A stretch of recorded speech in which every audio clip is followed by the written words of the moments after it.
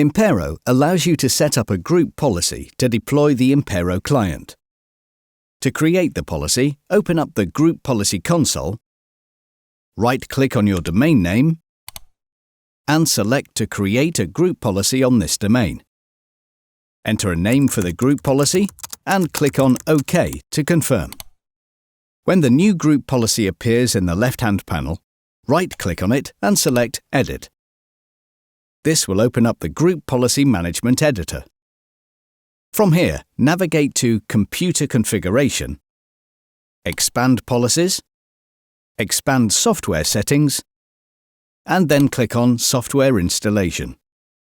Now right-click and select New and Package.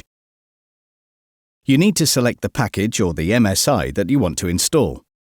This must be kept in a shared location that is accessible by all devices.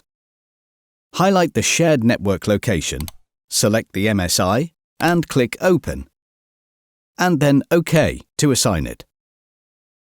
You can see that the Impero client has now been pulled in, and that the group policy has now been set up.